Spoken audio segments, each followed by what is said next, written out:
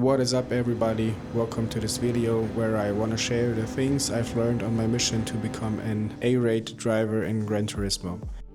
Lately I've been driving of course in C lobbies to work my way up.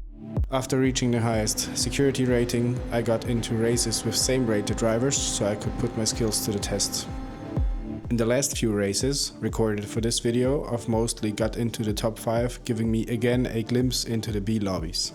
For now, I feel like I just can't reach the orbit around the B lobby because it feels like something is still missing. Today, I want to show you what I've changed in my driving style and what principles I'm trying to stick to. I hope you find some value for yourself in this as well. If you have any suggestions on improving my driving, your feedback is highly welcome. Let's go to the track. In this week's daily races we have the Daytona International Speedway. We are in a Dodge Viper, just like the drivers setting the best lap times. Now, I want to shift the focus on that one thing I've got the most time and consistency out of it. Reference points. Side note, I will try to show examples from a replay of my driving. Let's jump to the first corner.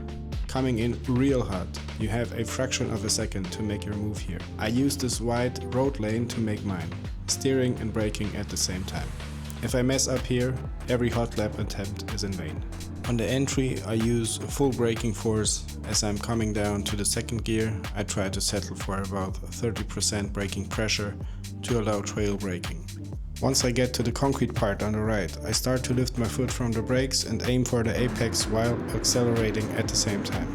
This is an example where I have my troubles finding the right spot to start accelerate, not having to lift my foot from the throttle while coming flying out of the turn. For the next turn, I wait for the number 1 mark to get out of the frame. Here again the same principle, coming in with full brake pressure and gentle steering inputs. Once I got down to the second gear, I lift the brake and get my steering right to aim for the apex.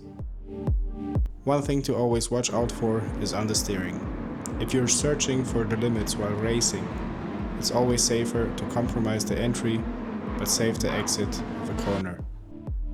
Unlike the previous turn, in this one I have a reference point for the acceleration timing. It's the light bend in the road lane. If you have great vision, you can use the red Toyota truck in the background as your reference. One more thing, try to use the whole track on the exit since it allows the car to accelerate quicker. The next one, pretty easy, flooring it and starting to turn on the again slightly bent road lane, preparing the car for the next turn.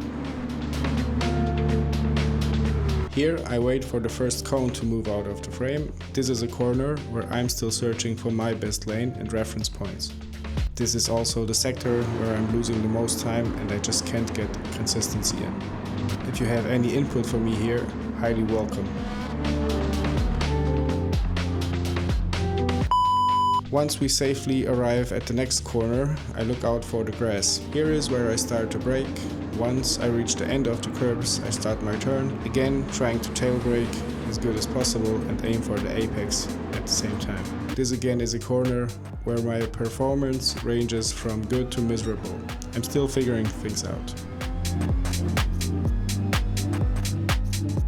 Now this is the part I love the most, the so-called bus stop. As reference, I use this light.